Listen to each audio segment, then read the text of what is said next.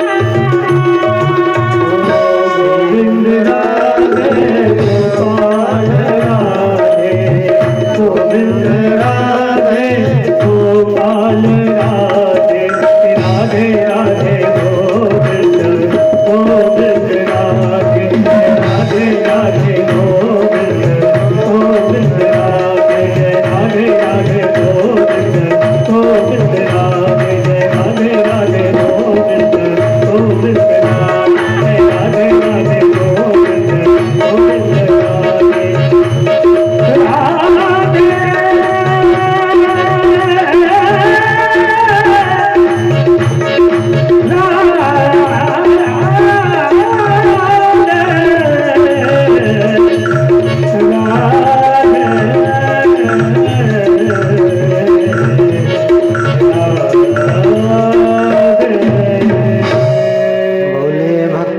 भगवान की। कल हम लोग श्रवण कर रहे थे मनु और शतरूपा, जिनकी कन्याओं का हमने वर्णन सुना। और हे परीक्षित, इनके दो पुत्र भी थे, प्रियव्रत और उत्तानपाद। उत्तानपाद है कौन? उत्तानो पादो यशसा उत्तानपादा। और सुनीति सुरुचि इनकी दो पत्नी हैं। सुनीति कौन है? सुष्ठु नीतिर यस्यसा सुनीति, अर्थात जो नीति के मार्ग पर हमको चलने के वो प्रेरित करे, जो हमारा मार्गदर्शन करे, जो नीति पर चलाए वही सुनीति है। और सुरुचि स्वस्य रुचिर यस्यसा सुरुचि, जो मनमाना आचरण करे, जो स्वच्छंद अपने विचारों को ही महत्व दे, केवल मनमुखी बात को ही वह महत्व दे, ऐसी स्त्री ही, ऐसी मति ही सुरुचि है। और जहाँ पर सुनीति होगी, जहाँ पर नीति होगी, वहाँ पर ध्रुव का जन्म होगा। ध्रुव का अर्थ होता है जिसका कभी विनाश ना हो। और हे राजन, आगे चल करके जब ध्रुव जी के वंश का वर्णन किया तो इनके वंश में महाराज अंग हुए। अंग तो बड़े धर्मात्मा राजा थे, लेकिन जो इनका पुत्र बेन था ना, बेन बड़ा आतताई हुआ। और इतना आतताई हुआ कि सर्वत्र धर्म कर्म सब कुछ बंद करवा दिया और सारे ब्राह्मणों को सारी जगह सर्वत्र डिमडिम घोष कर दिया कि भाई यदि यज्ञ करना है, कोई भी सत्कर्म करो तो मेरे नाम से करो। यदि आपको स्वाहा भी बोलना है तो बेनाय स्वाहा, अर्थात वह मर्यादा का अतिक्रमण करने लगा, दुराचार करने लगा। अब उसके दुराचार से जब सारी प्रजा पीड़ित हुई तो ऋषियों ने एक दिन क्रोध होकर के उसे भी मार दिया।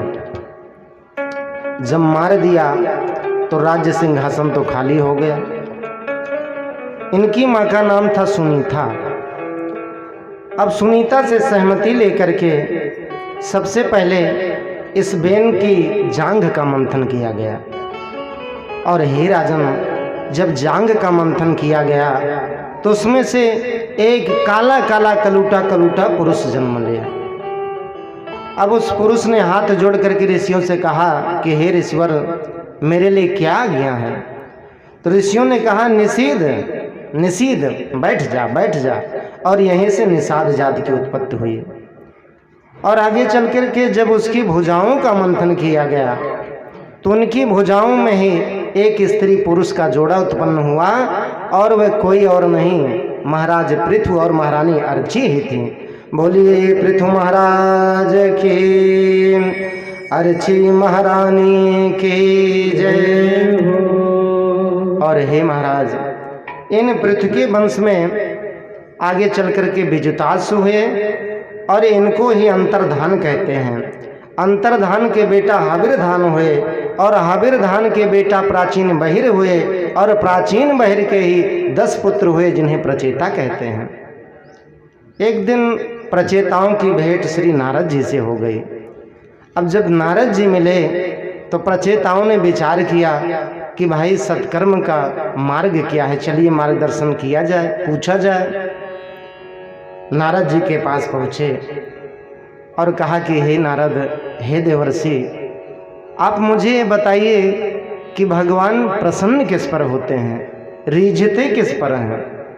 क्या जो भगवान को रोज 1 लोटा जल चढ़ाता है उस पर रीझते हैं, अथवा जो मंदिर में जाकर के भगवान का दर्शन करता है उस पर रीझते हैं? हे नारद जी, बताइए कि भगवान की प्रसन्नता का कारण क्या है, वह कैसे प्रसन्न होते हैं? तब श्री नारद जी ने बताया कि हे राजन, आप सुनो किस पर भगवान प्रसन्न होते हैं। दयया सर्वभूतेषु संतुष्ट्या येन केन वा सर्वेन्द्रियोपशान्त्या चतुष्यता सुजनार्दनः। हे राजन, यदि भगवान को रिझाना है ना तो धूप बत्ती अगरबत्ती से नहीं रिझते। भगवान प्रसन्न किस पर होते हैं? तो पहला मार्ग बताया, दयया सर्वभूतेषु, सारे प्राणियों पर, सारे जीवों पर आप दया करो। अच्छा महाराज, दूसरा मार्ग क्या है?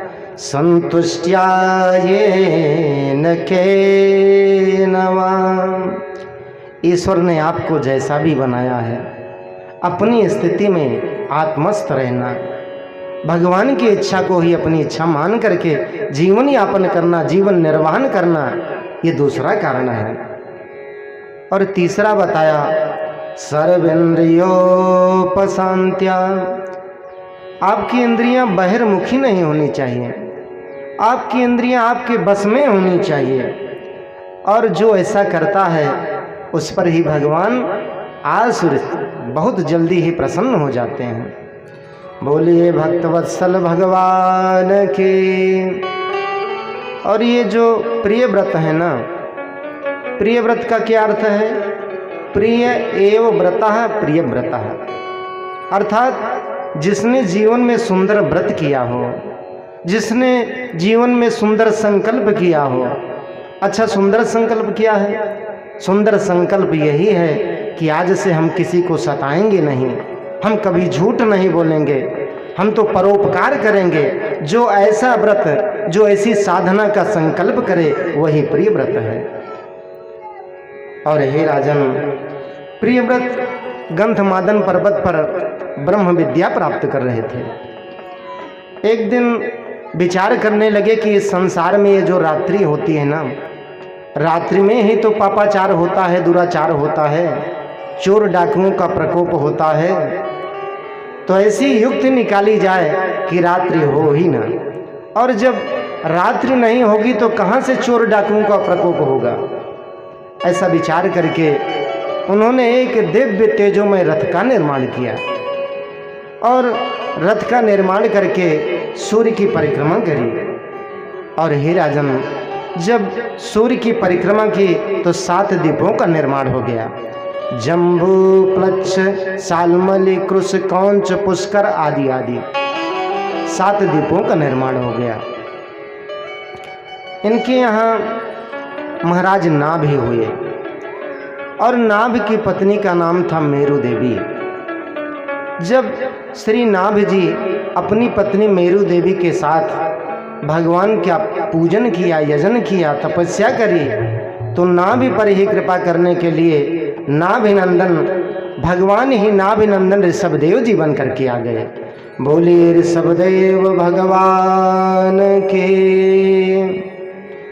और जब ऋषभदेव जी का जन्म हुआ तो सारी प्रजा में खुशहाली छा गई। सर्वत्र जहाँ देखिए वहीं ऋषभदेव जी की जय जयकार होने लगी। सारी पृथ्वी पर सर्वत्र जय जयकार हो रही है ऋषभदेव जी की, क्योंकि ऋषभदेव जी तो भगवान थे ना। और जब भी किसी की जय जयकार होती है ना, तो एक ऐसा भी देवता है कि जिसकी धड़कन बढ़ जाती है, और वह कोई और नहीं, इंद्र ही है। और इंद्र का स्वभाव क्या है? कपट कुचाली शिव पुरराजो, कपट कुचाली शिव पुरराजो, कपट कुचाली शिव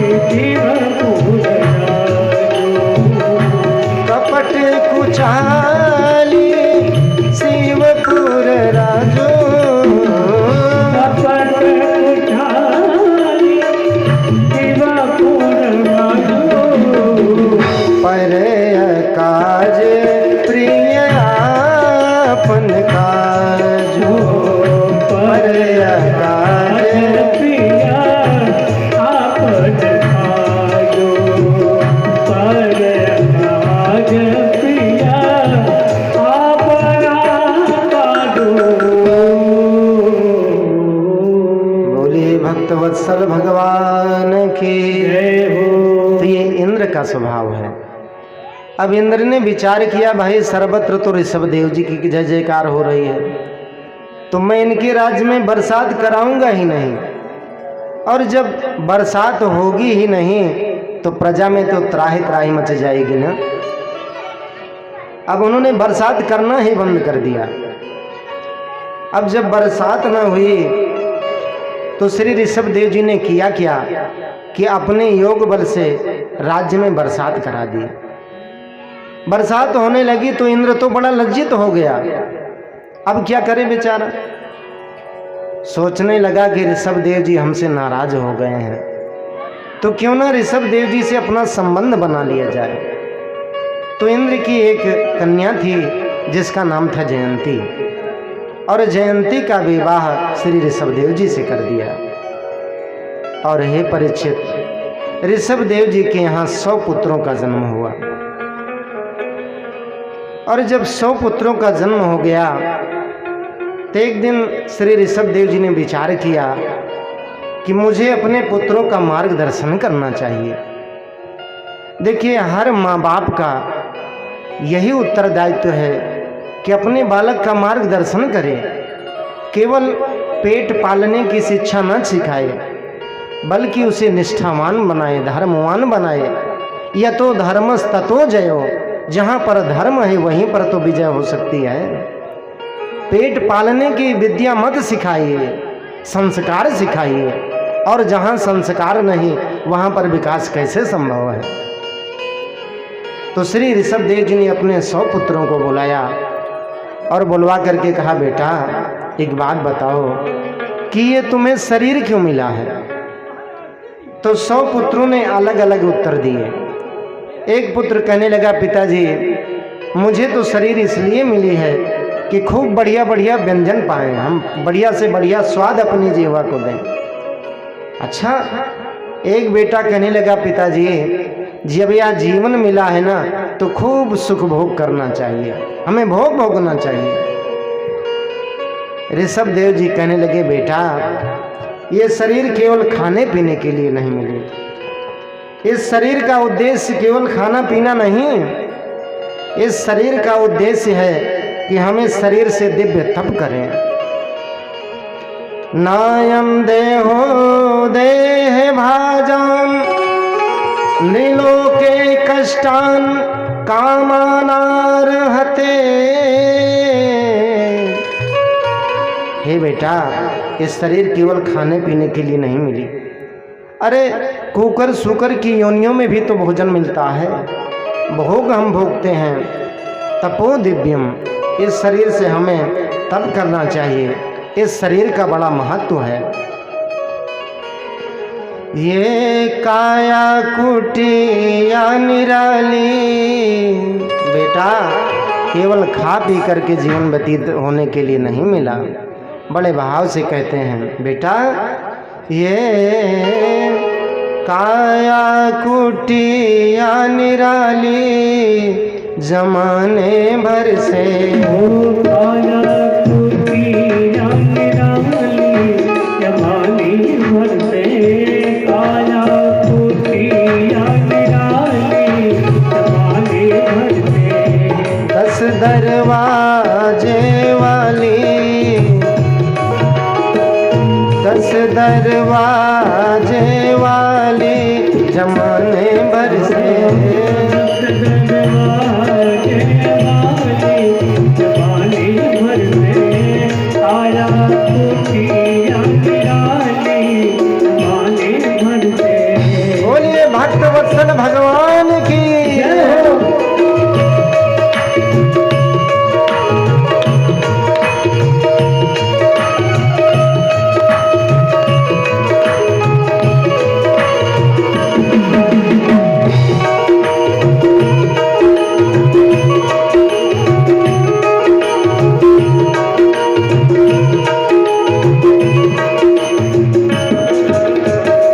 सबसे सुंदर आँख की खिड़की, सबसे सुंदर आँख की खिड़की, सबसे सुंदर आँख की खिड़की, सबसे सुंदर आँख की खिड़की, जिसमें पुतरी काली,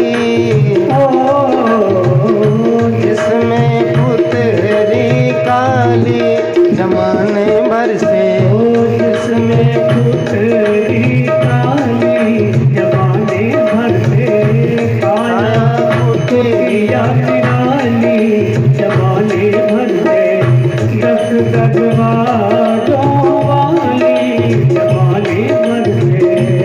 बोलिए भक्त वत्सल भगवान की।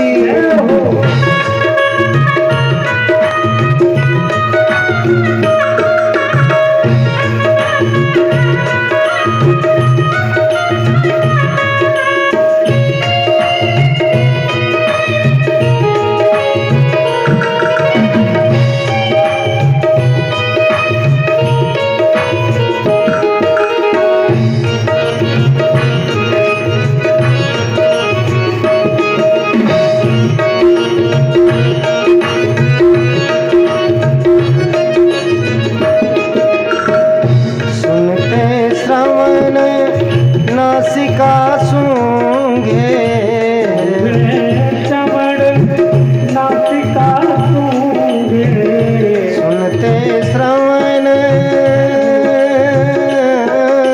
श्रवण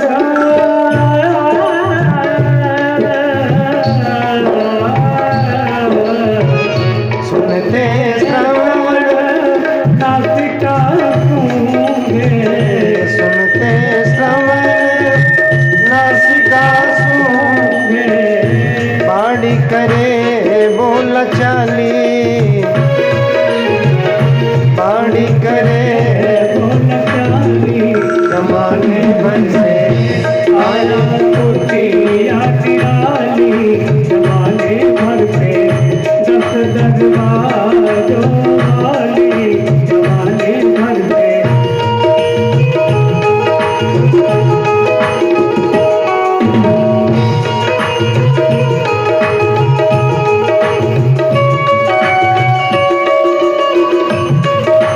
जय हो।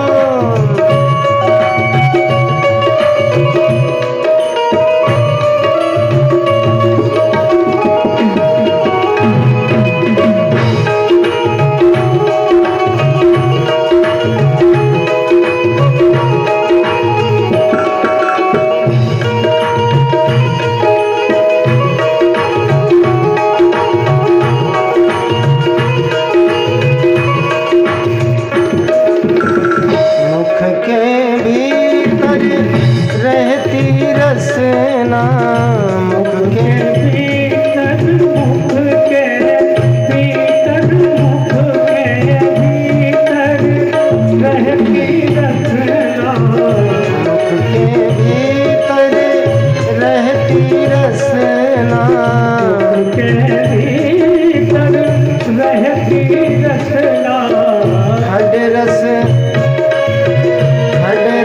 स्वादों वाली,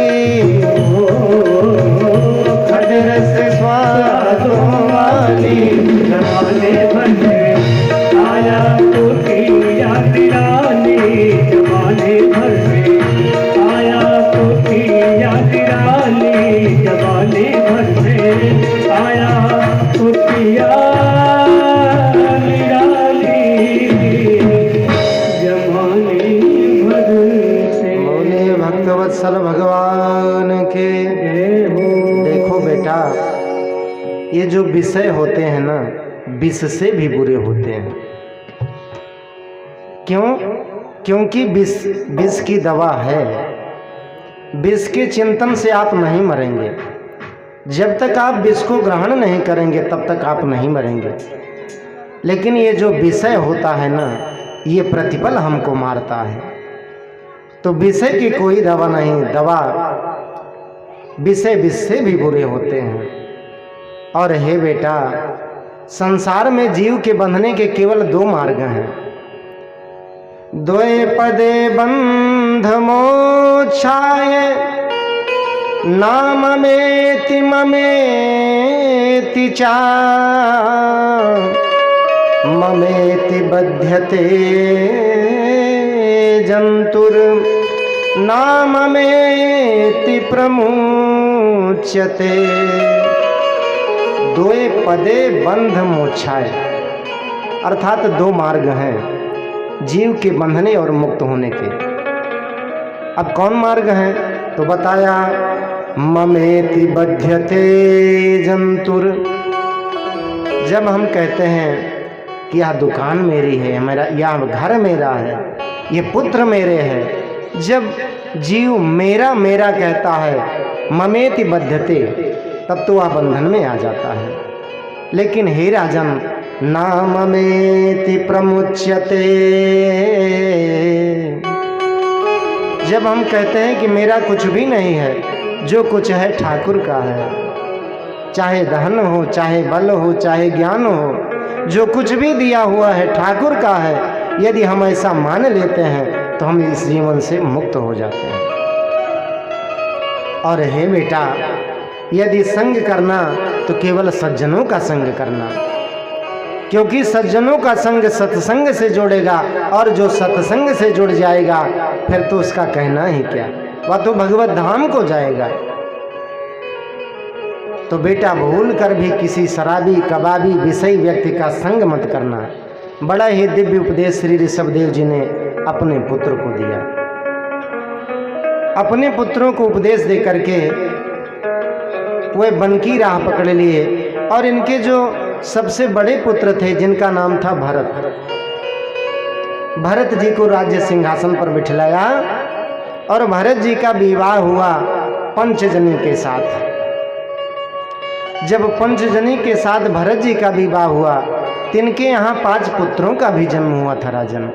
सुमति, राष्ट्रभित, सुदर्शन, आवरण और धूम्रकेत, ये 5 पुत्र हुए। धीरे धीरे समय गुजरता गया। एक दिन भरत जी विचार करने लगे कि ये जीवन पिताजी ने बताया था कि केवल खाने पीने के लिए नहीं मिला है, तो अब तो मुझे भगवान का भजन करना चाहिए। और याद रखिए बंधुओं, भजन भी होता है तो केवल युवावस्था में होता है। हम बचपन में तो खेल कूद में अपना जीवन बिताते हैं, और जब वृद्धावस्था आ जाती है तो हो सकता है भाई दांत भी गिर जाए। तो जब दांत गिर जाएंगे, हमारी इंद्रियां शिथिल हो जाएंगे, हाथ उठेगा नहीं, तो क्या हम भजन कर सकेंगे? हम भजन नहीं करते। तो भरत जी विचार कर रहे हैं कि यह मेरी युवावस्था है, तो पिताजी ने जो मार्गदर्शन किया था, जो मार्ग बताया था, अब मैं उस मार्ग का अनुसरण करूंगा। तो भरत जी ने किया क्या कि अपने सबसे बड़े जो पुत्र थे सुमति, उनको राज्य पर बिठला दिया और स्वयं वन को चले गए। अब वन में पहुंच करके भरत जी का केवल एक ही काम था, यज्ञ साच्युत गोविंद माधवानंत केशव कृष्ण विष्णु ऋषिकेश वासुदेव नमोस्तुते। वन में जाकर के भरत जी केवल आदि नारायण भगवान का ध्यान करने लगे। समय गुजरता गया, रोज ब्रह्म मुहूर्त में उठ जाते और उठ करके संध्या इत्यादि किया करते थे। और संयोग बस एक बार ये नेपाल में गंडकी नदी किनारे रह रहे थे, वहीं पर इनका आश्रम था। एक दिन ये जल में खड़े होकर के स्नान कर रहे थे, और हे राजन, जब स्नान कर रहे थे तो संयोग बस एक हिरणी आई, और वह हिरणी आसन्न प्रसवा थी, अर्थात गर्भिणी थी, और उसका गर्भ समीप था, नजदीक था। ये तो जल में खड़े हैं, और इधर वह हिरणी जल पीने लगी। और जब जल पी ही रही थी कि अचानक वन से बहुत तेज आवाज आई। एक शेर ने दहाड़ लगाया, और शेर ने जैसे ही दहाड़ लगाई कि हिरणी डर गई, और इतनी भयभीत हो गई कि नदी की इस छोर से उस छोर पर छलांग लगा दिया। जब वह इस छोर से उस छोर कूदने लगी तो योनि द्वार से उसका बालक जल में ही गिर गया, और वह बालक मृग शावक कभी जल के भीतर चला जाता है, कभी ऊपर चला जाता है। दृष्टि भरत जी की गई है। भरत जी ने विचार किया, ओहो ये तो मर जाएगा। भरत जी ने झट बंद किया स्नान करना और जाकर के उस मृग शावक को ले लिया, ले आए अपनी कुटिया पर, और कुटिया पर ला करके अब विचार करने लगे, ओहो यदि आज मैं ना होता तब तो यह मृग शावक मर गया होता। देखिए यहाँ पर भरत जी ने भूल की है। भूल का अर्थ यह है कि जीव मात्र के रक्षक भगवान ही तो हैं। उन्होंने जल से बाहर निकाला, ये उनका धर्म था, लेकिन जो उन्होंने रक्षक पिता बनने का नाता जोड़ लिया यही गलत था। अब भरत जी जब माला करने बैठते जपने तो उस मृग शावक को अपनी गोद में बिठा लेते थे और जाप चलता रहता। जब वह उनकी गोद में उछलने लगता तो भरत जी उसे सहलाने लगते। ओहो कितना सयाना है। अपनी माला उठा करके धर देते, रख देते और उस मृग शावक को ही लाड़ लड़ाने लगते। और हे राजन, जिन्होंने आसक्ति का त्याग कर दिया था, अपनी रानी को छोड़ा था, पुत्रों को छोड़ा था, आज वही मृग शावक के मोह में धीरे धीरे उनकी आसक्ति बढ़ने लगी। और कभी कभी ये जब वन को जाते पुष्प समिधा आदि लाने तो मृग शावक को अपने साथ लेकर के जाते, और जब यह मृग शावक कहीं किसी तृण में अटक जाता तो भरत जी से अपने कंधे पर बिठलाते थे। धीरे धीरे वह मृग शावक बड़ा होने लगा। अब तो कभी कभी आश्रम के नज़दीक ही वह फुदकता रहता, थोड़ा और बड़ा। जब और बड़ा हो गया तो एक दिन वह बाहर चला गया, लौटा ही नहीं। अब भरत जी चिंतित हो गए कि मेरा वह छोटा सा लल्ला मृग शावक ना जाने कहाँ चला गया, कहीं उसे हिंसक जीव ने तो नहीं अपना ग्रास बना लिया। भरत जी चिंतित हो गए, और आपसे बताऊं इतने चिंतित हो गए कि ये वृक्षों से पूछने लगे, चंद्रमा से पूछने लगे, सूर्य से पूछने लगे, अरे भैया चंद्रदेव, क्या आपने मेरे मृग शावक को मृग छोने को कहीं देखा है? आज उसी मृग शावक के प्रेम में वे बेहोल हो गए। और हे राजन, ये जीवन का एक सत्य है कि अंते यामति सागति, जीवन के अंतिम क्षणों में हम जिसका चिंतन करते हैं हमें उसी योनि में जाना पड़ता है। तो आज भरत जी को ना तो माला याद रही, ना तो पुत्र याद रहे, ना पत्नी याद रही, केवल वे उसी मृग शावक का चिंतन कर रहे थे। और मृग शावक का चिंतन करने के कारण इन्हें मृग योनि में जाना पड़ा। जब मृग योनि में ये जन्मे तो इन्हें अपने पूर्व जन्म स्मरण है कि ओहो मैं ज्ञान प्रदर्शन करने चला था, मृग शावक में उन्हें बड़ा क्षोभ हो रहा है, पश्चाताप हो रहा है। वे कभी हरी घासें, हरी हरी कोपले नहीं खाते, सूखी घासों को खाते हैं। एक दिन मृग योनि में ही भरत जी विचार कर रहे हैं कि ऐसे जीवन को लेकर के क्या करना, जिस जीवन में भगवान की भक्ति न हो सके, जिस वाणी से भगवान का गुणानुवाद ना हो सके, ऐसी मृग योनि को लेकर के मैं क्या करूँगा। ये भरत जी का दूसरा जन्म था। अब वो किए क्या, उसी गंडकी नदी में अपने शरीर को छोड़ दिया। देखिए सत्कर्म कभी व्यर्थ नहीं होता। अब इनका तीसरा जन्म हुआ। एक आंगिरस गोत्र के ब्राह्मण थे जिनकी 2 पत्नियां थीं। तो पहली पत्नी से 9 संतान हुई, और जो छोटी पत्नी थी उसके द्वारा एक पुत्र और पुत्री का जन्म हुआ। ये जो पुरुष था कोई और नहीं, महाराज भरत ही थे। तीसरा जन्म हो गया, लेकिन भरत जी को अपने पूर्व जन्मों का स्मरण है कि मैं पहले राजा था, फिर मृग योनि में गया, और अब की बार पुनः मुझे मानव तन मिला है। तो इस तन को पा करके अब मैं तो केवल भगवान का ही भजन करूंगा, किसी से बात ही नहीं करूंगा। इनके मुख पर एक दिव्य तेज था, एक आभा थी। इनके पिताजी ने विचार किया कि मैं अपने पुत्र को बहुत बड़ा विद्वान बनाऊंगा, पंडित बनाऊंगा। तो कहा बेटा आप गायत्री मंत्र सुनाओ, गायत्री मंत्र याद करो। तो यद्यप भरत जी को याद सब है, लेकिन विचार करने लगे कि यदि आज मैंने इन्हें गायत्री मंत्र सुनाया तो कल कहेंगे कि बेटा जाओ यजमानी संभाल लो, जाओ यजमान के यहाँ ब्याह कराओ, निष्क्रमण कराओ।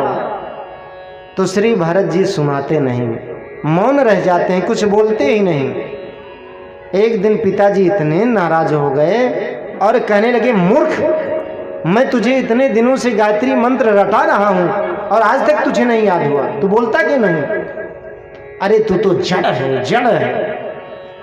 और यहीं से इनका नाम पड़ गया जड़ भरत। अच्छा विचार करिए कि जड़ है क्या। एक बार श्री स्वामी विवेकानंद जी से एक जिज्ञासु ने कहा कि गुरुजी, एक बार एक शख्स ने मुझसे पूछा कि बताइए संसार में जड़ क्या है। तो मैंने उससे कहा कि नदी पर ये जो पर्वत हैं, वृक्ष हैं, ये पाषाण शिलाएं हैं, ये सब जड़ हैं। लेकिन वो मेरे उत्तर से संतुष्ट नहीं हुआ। तो आप ही बताएं ना कि जड़ है कौन। तो श्री स्वामी विवेकानंद जी ने कहा कि देख, इस संसार में जो भगवान का भजन नहीं करता वही जड़ है। तो ये जो श्री जड़ भरत जी हैं, अब ये इनकी अनेक क्रियाएं बड़ी उल्टी थीं। कभी हंसने लगते, कभी गाने लगते, इनके चलने का भी बड़ा बेढंगा तरीका था। ये जो समय है ना, काल चक्र किसी की प्रतीक्षा नहीं करता। नहीं प्रतीक्षते मृत्यु अस्य कृतम नामा कृतम, अर्थात इसके बाद इसके पुत्र का क्या होगा, इसके घर का क्या होगा, इसकी पत्नी का क्या होगा, नहीं प्रतीक्षते मृत्यु। ये मृत्यु प्रतीक्षा नहीं करती, वह तो समय पर अपना आकर के ग्रास बना ही लेती है। पिताजी चल बसे, पिताजी मर गए। अब जब पिताजी मर गए तो इनके जो भरत जी के भाई थे, इन भरत के भाइयों की पत्नियां थीं, पत्नियों ने कहा कि देखिए भाई, ऐसे काम चलेगा नहीं। अरे ये भरत घर में पड़ा पड़ा रोटियां तोड़ता रहता है, अरे इससे कुछ घर का काम धंधा भी तो कराओ ना। अब भाभियां कान भरने लगी अपने पतियों की। अरे आप देखते नहीं, ये भरत पड़ा रहता है, आप ही सारी व्यवस्था देखते हैं, अरे इस भरत से भी आप कुछ काम लीजिए ना। तो भाइयों ने भरत जी को बुलाया और कहा, देख भैया, अब ऐसे काम नहीं चलेगा, आप फला खेत चले जाओ और वहां पर मेड़बंदी कराओ, मेड़ बांधाओ। भरत जी उठाए फावड़ा और पहुंच गए खेत में। अब जाकर के वहां मेड़ बांधने को कौन कहे, वह तो जगह जगह गड्ढा करने लगे, खोदने लगे। अब जब जगह जगह गड्ढा करने लगे तो एक व्यक्ति देख रहा था, उससे रहा न गया और वह भरत के भाई के पास पहुंच गया। कहने लगे, भैया आपने उसे मेड़ बांधने के लिए भेजा है कि खोदने के लिए भेजा है? तो भाइयों ने कहा कि भाई मैंने तो मेड़ बांधने के लिए ही भेजा है। अब भाई पहुंच गए खेत पर। कहने, देखिए भाई का प्यार एक भाई ही जान सकता है, भाई की ममता, भाई का स्नेह हर व्यक्ति नहीं जान सकता। मिले ही न जगत सहोदर भ्राता। तो भाइयों ने कहा कि देख भैया भरत, यदि तू मेड़बंदी नहीं कर सकता कोई बात नहीं, लेकिन खेत की रखवाली तो कर सकता है ना। भरत जी ने कहा, हाँ हाँ भैया, ये तो हो जाएगा। तो जाओ, चले जाओ, वो फसल पक चुकी है और वहां पर आप रखवाली करना कि कोई हिंसक जीव या कोई भी जीव अंदर न प्रवेश कर पाए। भरत जी चल पड़े और वहां चल करके जब फसल को देखा, फसल पक चुकी थी। इतने में चिड़ियों की चहचहाहट सुनाई पड़ी, गायों का झुंड दिखाई पड़ा और चिड़ियों की चहचहाहट को सुन करके श्री भरत जी का हृदय भाव विभोर हो गया। वाह वाह, मेरे प्रभु की कैसी सुंदर रचना है। अरे ये तो गाय माता है। बड़े भाव से कहने लगे, हरे के चिड़ैया हो,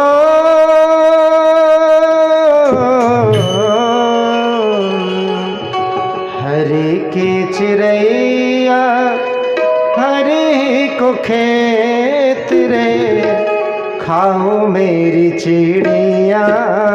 भर भर पेट रे खाओ मेरी चिड़िया भर भर पेट रे हरि की चिड़िया हरि की को पेट रे हरि की चिड़िया हरि की को पेट रे खाओ मेरी चिड़िया भर भर पेट रे आओ मेरी चिड़िया भर भर पेट। बोलिए भक्तवत्सल भगवान की।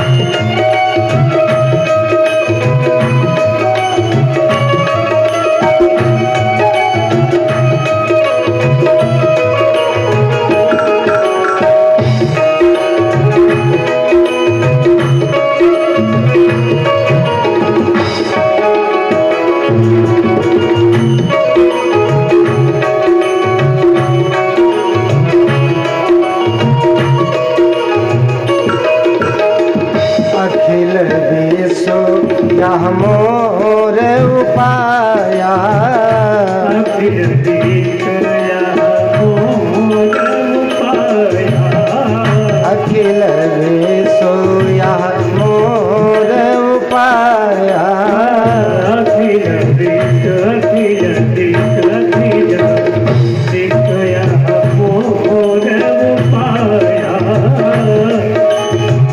सब पर मोही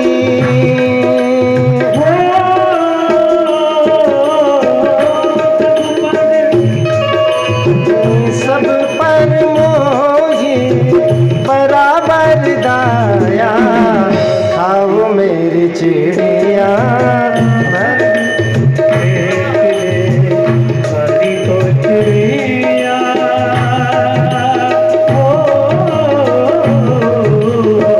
हरि को चिड़िया हरि की को पेट रे आओ मेरी चिड़िया हर भर पेट आओ मेरी चिड़िया हर भर पेट हर भर पेट हर भर पेट रे। बोले भक्तवत्सल भगवान की। जय हो। तो देने वाला राम खिलाने वाला राम तो फिर रोकन का क्या काम। भरत जी कहते हैं कि देने वाला राम खिलाने वाला राम तो फिर क्या रोकन का काम। अब इतने में जो गैया दूर चल रही थी झट उनको अपने खेत में हिला करके कर दिया। सारी गैया खेत सारी फसल को ही नष्ट कर दिया। अब ये दृश्य एक ने देखा तो दौड़ करके कहा कि अरे भैया आपने रखवाली करने के लिए भेजा है या चौपट कराने के लिए भेजा है। अब तो भाइयों के गुस्सा का पारावार न रहा। भारत को बुलाया, क्यों रे, तू ठीक से काम नहीं करता ना, निकल जा मेरे राज्य से, तुझसे एक भी काम नहीं होता, अब पुनः लौट करके घर मत आना। अब क्या था, भारत जी विचार करने लगे कि प्रभु की तो बहुत बड़ी कृपा हो गई। आज तक मैं प्रपंच में फंसा था, घर के काम में उलझा था, लेकिन आज भगवान ने मुझे गृहस्थी से भी मुक्ति दी। अरे तुलसी मगन भय हरि गुण गाय के, हरि गुण गाय के, हरि गुण गाय के, गोपाल गुण गाय के, रघुनाथ गुण गाय के, तुलसी मगन हरि गुण गाय के, तुलसी मगन हरि गुण गाय के। बोलिए भक्तवत्सल भगवान के हो। तो हे राजन, भरत जी आकर के चौराहे पर बैठ गए। ऐसे समय में एक सरदार था डाकुओं का, तो वह निसंतान था, उसकी कोई पुत्र नहीं था, संतान नहीं थी। अब संताना भाव में बड़ा दुखी रहता था। एक बार एक जोगिया मिल गया, ज्योतिषी मिल गया। ज्योतिषी ने कहा कि सरदार जी क्या बात है, आप बड़े दुखी दिखाई पड़ रहे हैं।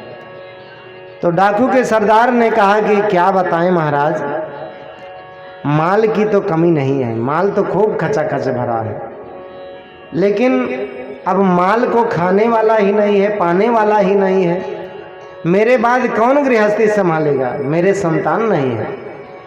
तो ज्योतिषी जी ने बता दिया कि सरदार जी सब कार्य हो जाएगा, मैं आपको एक युक्ति बताता हूँ। क्या है भैया, जल्दी बताओ। बताया कि आप बलि चढ़ाओ ना, नर बलि दो, और जब आप नर बलि दोगे तो निश्चित रूप से भद्रकाली मैया की कृपा से आपके यहाँ संतान हो जाएगी। अब क्या था, सरदार गदगद हो गया। अरे ज्योतिषी जी लीजिए दक्षिणा और जाइए। अब इधर हुआ क्या कि उसने कहा कि भाई आप चले जाओ और किसी नर को पकड़ करके लाओ।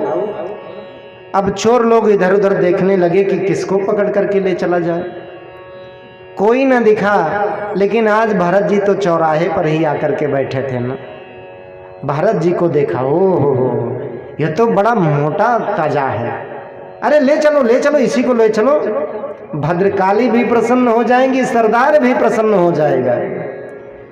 भरत जी के पास पहुंचे चोर लोग, कहने लगे यहाँ क्या कर रहे हो, चलो सरदार ने बुलाया है। भरत जी चल पड़े, सोचने लगे कि जैसे प्रभु की इच्छा। अब भरत जी को पकड़ करके लाया गया और वहीं पर भद्रकाली मैया का मंदिर था। मंदिर में वे प्रविष्ट हुए और जब मंदिर में पहुंचे और ममतामयी माँ का दर्शन किया तो भरत जी गदगद हो गए। विचार करने लगे कि कहाँ तो मैं मारा मारा फिरता था, लेकिन आज भद्रकाली मैया ने मुझे स्वयं ही बुला लिया है। भद्रकाली मैया के चरणों में बैठे हैं और सरदार ने कहा कि ये बताओ कि तुम्हारी इच्छा क्या है। तो उसने कहा, भरत जी ने कहा कि भैया देख, मेरी कोई इच्छा नहीं है, मैं माँ के चरणों में बैठा हूँ और यदि तू कहे तो कुछ क्षणों के लिए माँ का पूजन कर लूँ, माँ गायत्री का ध्यान कर लूँ, उनका पूजन कर लूँ। देखिए वो बलि के लिए लाया गया था और मारने वाले की इच्छा आज भी पूछा जाता है कि नहीं भाई तेरी अंतिम इच्छा क्या है। तो वही सरदार ने पूछा कि बता तेरी क्या इच्छा है। भरत जी ने कहा कि मैं माता का पूजन करना चाहता हूँ। आज माँ गायत्री ही शारदा के रूप में दिखती हैं, दुर्गा के रूप में दिखती हैं। माँ भद्रकाली का श्री भरत जी दर्शन करके गदगद हैं और बड़े भाव से कह रहे हैं क्या, आइए हम भी भरत जी के भाव मिलाते हैं।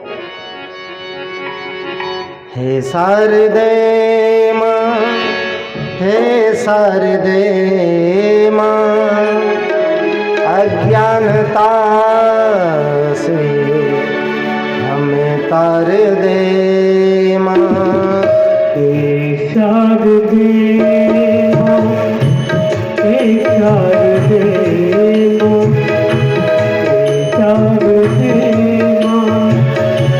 हे शारदे माँ, हे शारदे माँ, अज्ञानता हमें तार दे माँ। हे शारदे माँ, हे शारदे माँ, अज्ञानता से हमें तार दे माँ। हे शारदे माँ, हे शारदे माँ, हे शारदे माँ, हे शारदे माँ, अज्ञानता से हमें तार दे माँ। हे शारदे माँ, हे शारदे माँ, अज्ञानता तार दे माँ। बोलिए भद्रकाली मैया की।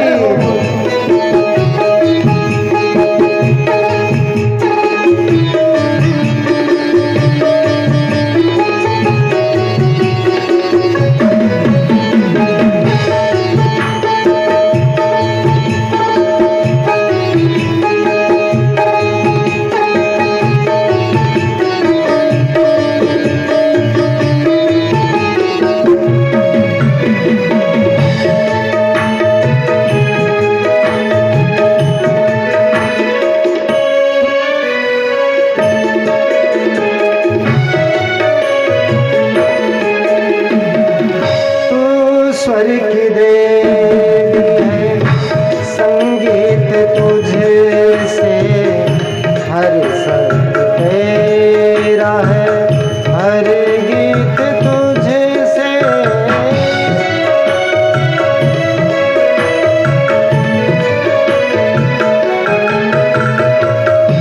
तू स्वर की देवी है, संगीत तुझसे हर शब्द तेरा है, हर गीत तुझसे। तू स्वर की देवी है, संगीत तुझसे हर शब्द तेरा है, हर गीत तुझसे।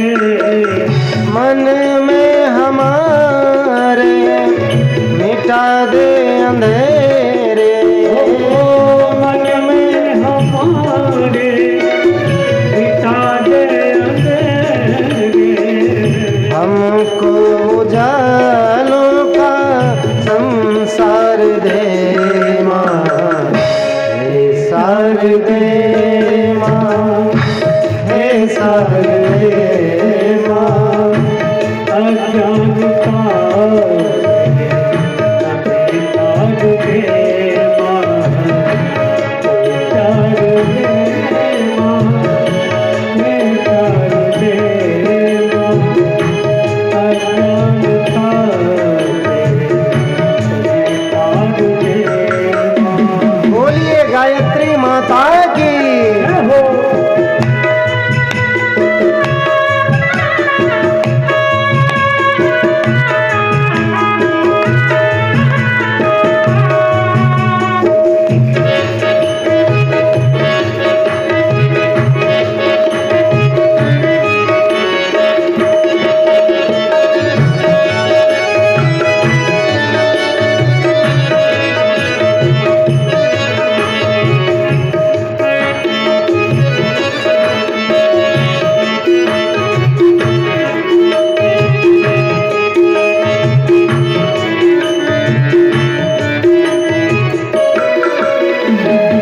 मुनियों ने समझी है, मुनियों ने जानी, मुनियों ने समझी है, मुनियों ने जानी।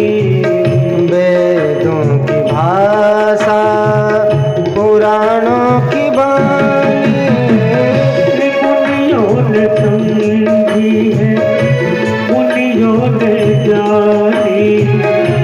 वेदों की भाषा पुराणों की वाणी। हम भी तो समझे, हम भी तो जाने, हम भी तो समझे, जय हो। हम भी तो जाने। अपने शरण में हमें प्यार दे माँ, हे सार दे माँ, हे सार दे माँ। अज्ञानता अभी तार दे माँ,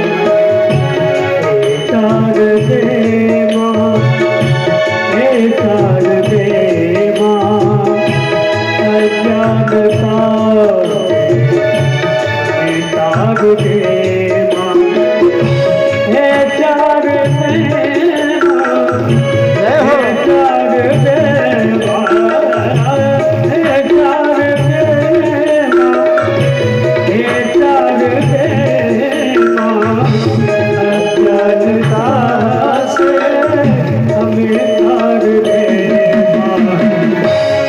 सार दे हे सार दे माँ,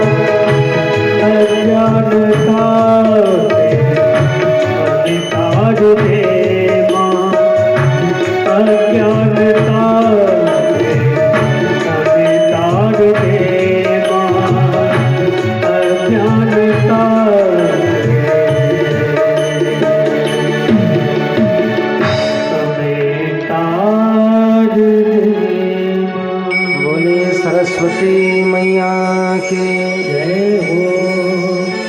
और श्री भरत जी को स्नान कराया गया, नवीन वस्त्र धारण कराए गए और फिर कहा कि हे भरत चल अपना शीश झुका माँ के चरणों में।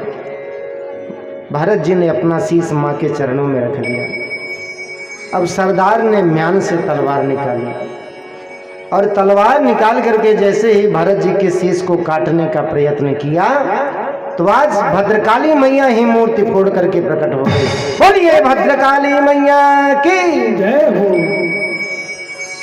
आज भद्रकाली मैया रोष में आ गई, क्रोध में आ गई और इतनी क्रोधित हो गई कि झट उसकी ही तलवार लेकर के उस सरदार के ही शीश को काट दिया और शीश को काट करके मैया उछाल उछाल करके खेलने लगी। माँ का आशीर्वाद श्री भरत जी ने प्राप्त किया और प्राप्त करके वह वहाँ से निकले हैं, बाहर आए हैं। और हे परीक्षित, ऐसे समय में एक राजा था रहुगण और ये रहुगण जा रहा था कपिला आश्रम, भगवान कपिल के पास ज्ञान प्राप्त करने के लिए। तो रहुगण जिस पालकी में बैठा था 3 कहार थे, लेकिन एक कहार कहीं भाग गया था। तो पालकी उठे कैसे? तो राजा ने कहा कि ऐसा है कि सारी प्रजा तो मेरी ही है ना, किसी को भी आप पालकी उठवाने में लगा लो। अब कहार लोग ढूंढने निकले। जब ढूंढने निकले तो देखा तो भरत जी चले जा रहे थे। अरे ये तो खूब पालकी उठाएगा, हे भैया चलो आपको राजा ने बुलाया है। भरत जी चल पड़े, आ गए। राजा ने कहा चलो शिविका उठाओ। अब विचार करिए, यही समय है कि जो हजारों बार पालकियों में बैठ चुका है आज वही राजा के आदेश का पालन करता है। राजा बैठा शिविका में, पालकी में, तो भरत जी ने उसे उठाया अपने कंधे पर और उठा करके चलने लगे। जब चलने लगे तो अचानक उनकी दृष्टि जमीन पर गई। जब जमीन पर गई तो अचानक एक चींटी दिख गई और जब चींटी दिखाई पड़ी तो भरत जी कूद पड़े, उछल पड़े। और भरत जी जैसे ही उछले कि राजा का शीश जो है पालकी से टकराया और आगे बढ़े। तब तक अचानक फिर इधर थोड़ा सा गड्ढा पड़ गया, उसमें एक मेढक था। अब वे दोबारा उछल गए। जब दोबारा उछले तो राजा ने कहा है कहारो, ये पालकी कैसे ले चलते हो? अरे जरा ठीक ढंग से ले चलो। कहारों ने कहा कि सरकार क्या बताएं, हम तो ठीक है ढंग से चल रहे हैं, लेकिन ये जो अभी नया नया कहार लगा है ना, यही कभी उछलता है, कभी गाता है, कभी रोता है महाराज। अब रहुगण ने विचार किया कि आखिर है कौन, इसे देखा जाए। तो शिविका से मुख निकाल करके देखा, बाहर देखा तो मोटे ताजे श्री भरत जी दिखाई पड़े। अब राजा ने विचार किया कि इसे व्यंग मारना चाहिए, व्यंग बाण कहना चाहिए। राजा ने कहा अरे भैया कहारो, इसमें तुम्हारा दोष नहीं। अरे बेचारा कितना दुबला पतला है और सुबह से ही पालकी ढो रहा है, तो आप थकोगे कि ये थकेगा। और अंत में कहा हे मूर्ख, तुम समझते हो कि मैं तुम्हें बाहर मुक्त कर दूंगा? एक बात कान खोल करके सुन लो, जिस प्रकार से यमराज पापी को दंड देता है, उसी तरह से यदि शिविका ठीक ढंग से नहीं ले चलोगे तो मैं तुम्हें दंड दूंगा। आज तक भरत जी ने किसी से बात नहीं की थी, लेकिन विचार करने लगे कि इसका भार मेरे कंधे पर है और मेरे कंधे पर मेरे अपमान से यह राजा नरकगामी होगा, नरक चला जाएगा। तो जो आजीवन बात किसी से नहीं करते थे, आज वह कहने लगे कि राजन तुम मुझे दंड दोगे या मेरे शरीर को दंड दोगे? ये बात सुनकर के राजा आश्चर्यचकित हो गया। विचार करने लगा कि ये कोई सामान्य मानव नहीं हो सकता। अब पालकी से पुनः निकल के देखने लगा कौन है।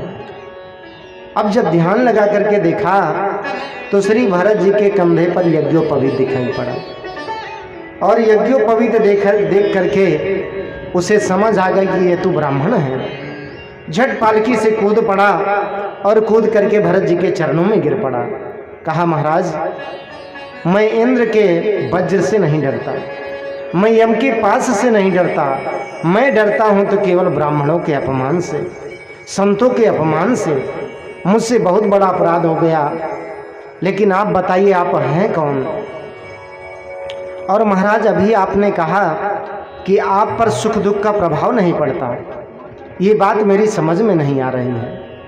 अरे भाई एक बात बताइए, जैसे एक चूल्हा हो, चूल्हे पर हम लकड़ी जलाते हैं, चूल्हा जलाया, उस पर बटलोई रखी, बटलोई में जल डाला और जल डालने के बाद हम उसमें चावल डालते हैं तो भात बनता है कि नहीं? तो भरत जी ने कहा कि हो तो तुम महामूर्ख, लेकिन बात विद्वानों जैसे कर रहे हो। रघुगण कहने लगा महाराज ये जो शरीर है ना, शरीर का संबंध मन से है, मन का संबंध इंद्रियों से है। जब शरीर को कष्ट होगा तो मन को कष्ट होगा, और मन को कष्ट होगा तो इंद्रियों को भी कष्ट होगा ना। भरत जी खूब हंसने लगे, कहने लगे देख मेरी बात सुन, यदि उसी जल में पाषाण शिला डाली जाए, पत्थर डाल दिया जाए तो क्या भात बनेगा? अरे आत्मा तो निरअवयव तत्व है, क्या तुम बता सकते हो कि आत्मा काली है कि गोरी है? आप आत्मा को स्पर्श कर सकते हो? आत्मा तो आकाशवत है, जिससे जैसे आकाश के ओर छोर का पता नहीं है, कोई कुछ नहीं बिगाड़ सकता आकाश का, ठीक उसी तरह से ये आत्मा निरअवयव तत्व है। भाई आप बटलोई को देख सकते हैं, स्पर्श कर सकते हैं, लेकिन आत्मा तो दिखाई नहीं पड़ती ना। बड़ा ही दिव्य उपदेश दिया और उपदेश दे करके उसका भी कल्याण कर दिया। परीक्षित जी ने कहा कि महाराज हमें ये बताइए कि हमारी इस पृथ्वी पर नरक कितने प्रकार के हैं, जरा नरकों का भी तो वर्णन करिए। अब जब नरकों के विषय में प्रश्न किया परीक्षित जी ने, तब श्री सुखदेव जी कहते हैं कि हे राजन, हमारी पृथ्वी से दक्षिण दिशा में 99,000 योजन की ऊंचाई पर 28 प्रकार के नरक हैं। तामिस्त्र, अंधतामिस्त्र, रौरव, महारौरव, कुंभीपाक, असिपत्रवन आदि आदि 28 नरक हैं। और जो अपने पेट के लिए जीवों को पकाता है, पशुओं को मारता है, हत्या करता है, उसे खौलती तेल की कढ़ाई में खौलाया जाता है, कुंभीपाक में जाता है। नरकों का बड़ा ही विशद विभत्स वर्णन किया। नरकों का वर्णन सुनकर के श्री परीक्षित जी डर गए, उनका शरीर कंपित होने लगा, कांपने लगा। कहा कि गुरुजी आप ये बताइए कि क्या कोई ऐसा उपाय नहीं है कि जीव को नरक में जाना ही न पड़े? तब श्री सुखदेव जी ने कहा कि हे राजन, जिसने अपने मन मधुकर को माधव के चरणों में लगा दिया है, जिसकी वाणी भगवान का गुणानुवाद करती है, जिसके हाथ भगवान की सेवा करते हैं, फिर उसे नरक का भय नहीं होता, चाहे कितना भी बड़ा पापी हो। और हे राजन, इस विषय में मैं आपको एक आख्यान सुनाता हूँ। आपसे बताऊं, एक बार श्री राम जी ने विचार किया कि भाई मेरे नाम से तो सेतु का निर्माण किया गया था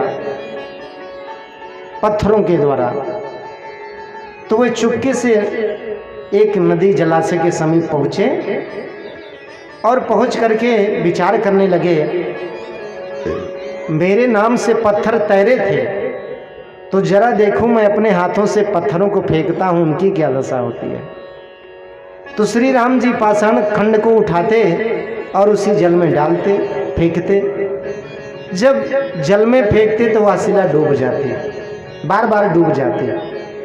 राम जी को आश्चर्य हुआ कि अरे मेरे नाम से तो पत्थर तैरे थे, और यहाँ जबकि मैं अपने हाथों से पत्थर छोड़ रहा हूँ तो सब डूब जा रहे हैं। हैरान हो गए। चुपके से हनुमान जी देख रहे थे। हनुमान जी पहुँचे, प्रणाम किया, अरे सरकार क्या बात है? राम जी कहने लगे, भैया हनुमान, मेरे नाम से तो पत्थर तैर गए थे, लेकिन आज जब मैं स्वयं अपने हाथों से पत्थर को फेंक रहा हूं तो सब डूब जा रहा है। हनुमान जी कहने लगे, वाह प्रभु वाह, अरे आपने पत्थरों को फेंका है, और जिसे आप त्याग कर दें भला उसे डूबने से कौन बचा सकता है? तो जो भगवान के नाम में शक्ति है वह भगवान के हाथ में भी शक्ति नहीं। कान्य कुब्जे दुजाह कश्चित दासे पतिर अजामिला नामना नष्ट सदाचारो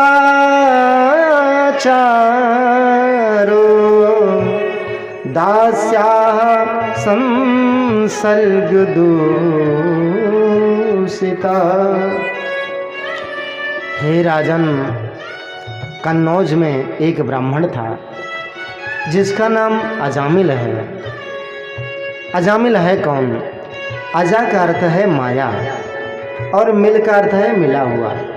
तो जो माया में जकड़ा हुआ है, जो माया में लिप्त है, वही अजामिल है। तो विचार करिए कि कहीं हम भी तो अजामिल नहीं, यह जीव ही अजामिल है, क्योंकि हम भी तो माया में चिपके हुए हैं, हमको भी तो माया अपनी तरफ खींचती है। तो अजामिल का आख्यान हमको संकेत देता है कि यह जीव मात्र ही अजामिल है। और ये अजामिल एक बार पिताजी के आदेश से समधा बीनने गया, पुष्प लाने गया। जब यह समधा बीन करके लौट रहा था पुष्प लेकर के, तो मार्ग में एक शूद्र जो है वैश्या के साथ रमण कर रहा था। जब अजामिल ने देखा उस वैश्या को, शूद्र को देखा, तो उसका मन कलुषित हो गया, दूषित हो गया। देखिए, जो पाप होता है ना, पाप प्रथमतया हमारी आंख से ही प्रवेश करता है। पाप जो है दो मार्ग हैं प्रवेश करने के, एक नेत्र और दूसरा कान। आप विचार करिए, अनुभव करिएगा कि जब आप नेत्रों से अश्लील चित्र देखते हैं तो आपका मन दूषित होता है कि नहीं? जब आप अपने कानों से बुरी बुरी बातें सुनते हैं तो आपका हृदय दूषित होता है कि नहीं? अवश्य में वो होता है। इसीलिए तो वेद कहते हैं, भद्रम कर्णेभिः शृणुयाम देवा भद्रम पश्येमाक्षभिर्यजत्राः। इसीलिए हमें बढ़िया बढ़िया देखना चाहिए, भद्रम करने भी बढ़िया सुनना चाहिए। और याद रखना, मन तो एक ही होता है ना, चाहे इसे माधव में लगा दो, चाहे विषय में लगा दो। और इस मन में कभी भी दो नहीं टिक सकते। जहाँ काम तहाँ राम नहीं, जहाँ राम तहाँ नहीं काम। तुलसी दोनों नहीं रहे, रवि रजनी एक ठाम। कुसंगत से कौन बच सका है? संग का प्रभाव तो पड़ता ही है। आज वह उस दृश्य को देख करके, कामुक दृश्य को देख के देखा तो उसका मन दूषित हो गया। अपने घर आया, बार बार अपने चित्त को वहाँ खींचता है, लेकिन उसका ध्यान जो दृश्य देखा था बार बार वहीं पर उसका चित्त चला जाता है। जैसे तैसे रात बिताई, प्रातः होते ही अजामिल उसके पास पहुंच गया और कहा कि देवी आप मेरे घर चलो। तो वैश्या को क्या चाहिए? वैश्या को धन ही तो चाहिए ना। कहा कि ठीक है ब्राह्मण देव, चल तो रही हूँ, लेकिन मुझे तो धन चाहिए। अब वह उसके घर चली आई। उसने अपनी पत्नी का भी त्याग कर दिया, और जब पिताजी ने विरोध किया तो अजामिल ने कहा ठीक है मैं अपना घर ही त्याग देता हूँ। और अजामिल अपने पिता अपनी पत्नी को त्याग करके एकांत में जाकर के कुटिया बना करके वैश्या के साथ रहने लगा। समय गुजरता गया। देखिए, अब तो केवल उसी को रिझाने में लगा रहता, वैश्या को। वो वैश्या जो भी कहती ठीक उसी तरह से वह नाचने लगता। अब वह नाचने लगा। वैश्याएं कहती धन लाओ तो धन लाओ, पानी लाओ तो पानी लाओ। वैश्या ने कहा कि देख ब्राह्मण, ऐसे काम नहीं चलेगा, ये झोली वोली रखो और जाओ आप धन लेकर के आओ। अब उसकी वृत्ति बिगड़ गई। मांस भखे मदिरा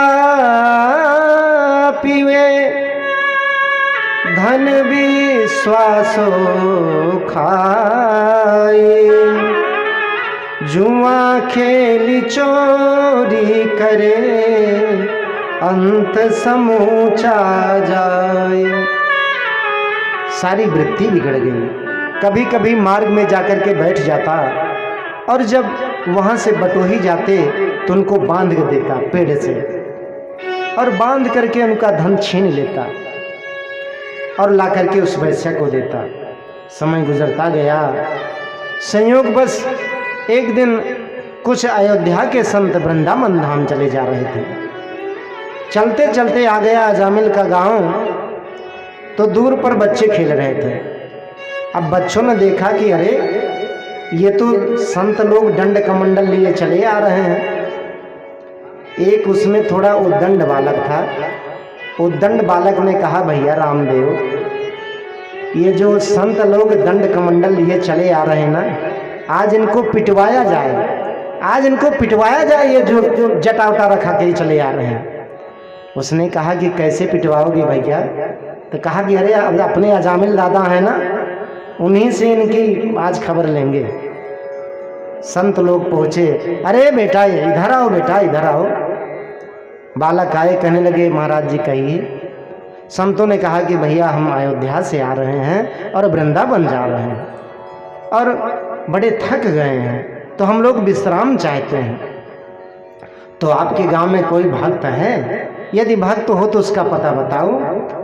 संतों बालकों ने कहा, अरे महाराज एक ही भक्त है और इतना बड़ा भक्त है कि घर त्याग करके वो देखो दूर से कुटिया उसकी दिखाई पड़ रही है। ठीक है बेटा ठीक है। संत लोग पहुंचे कुटिया पर, आवाज लगाई, अरे बेटा अजामिल, ओ बेटा अजामिल कहाँ हो? तो उस समय अजामिल तो नहीं था, लेकिन आज वही वैश्या थी।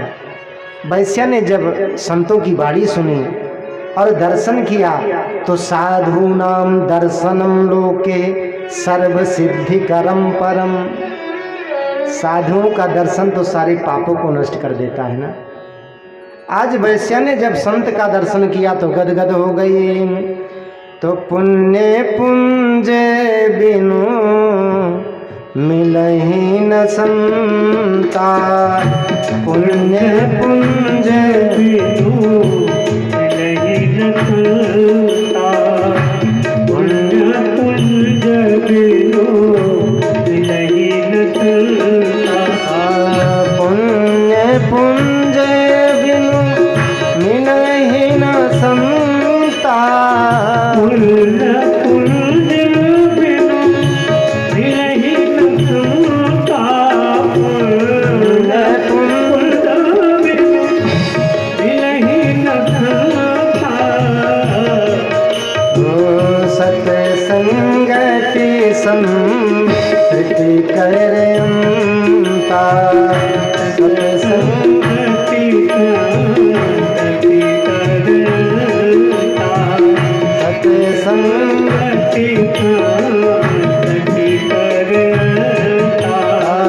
संत विशुद्ध मिलय परित्यजी, संत विशुद्ध मिलय परित्यजी, संत विशुद्ध मिलय परित्यजी, चित वही राम कृपा करिजे, चित वही राम कृपा करिजे, चित वही राम कृपा करिजे। बोले संत भगवंत की हो। आज संतों का दर्शन किया तो वैश्या गदगद हो गई। कहा कि हे महात्मन, आपने मेरी कुटिया को पवित्र किया है।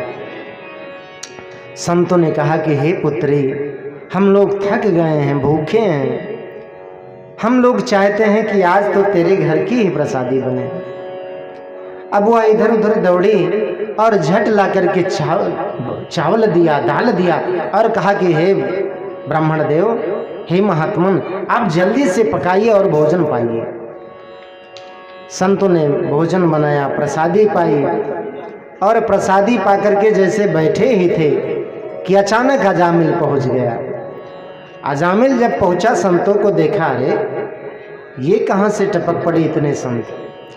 और संत लोग कहने लगे, देख भैया अजामिल, तेरे घर में तो खूब चकाचक भोजन हो गया भैया, मेरी सारी भूख गायब हो गई, लेकिन एक कमी रह गई है।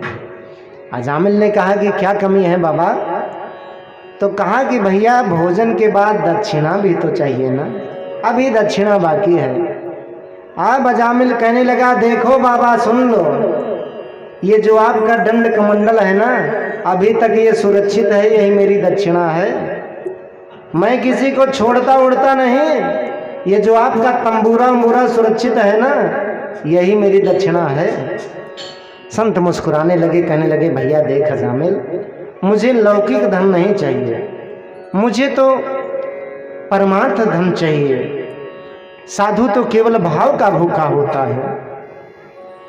साधु भूखा भाव का, धन का भूखा नहीं, धन का भूखा जो फिरे, सो तो साधु नहीं, सो तो साधु नहीं। हे बेटा अजामिल, मुझे लौकिक धन नहीं चाहिए। अजामिल ने कहा, फिर आपको क्या चाहिए? संतों ने कहा कि देख बेटा, देखिए जो संत होते हैं, जो अच्छे व्यक्ति होते हैं ना, यदि वे किसी का नमक खाते हैं ना, नमक खाते हैं तो अदा भी करते हैं। संतों ने विचार किया कि अजामिल दुराचारी है, पापी है, इसका मार्ग प्रशस्त करना चाहिए। कहा कि देख बेटा, तेरे यहाँ कई पुत्र हैं और अब की बार भी तेरी पत्नी पेट से है। जब अब की बार बालक हुए ना, तो आप उसका नाम केवल नारायण रख लेना, और यही मेरी दक्षिणा है अजामिल। अब अजामिल कहने लगा, महाराज इसमें आपकी क्या दक्षिणा है? संतों ने कहा, बेटा अजामिल, नारायण मेरे प्रभु का नाम है, और जब तू नारायण का नाम लेगा तो हमको भी आनंद होगा और तेरा भी कल्याण हो जाएगा। ये युक्ति बता करके संत लोग वहां से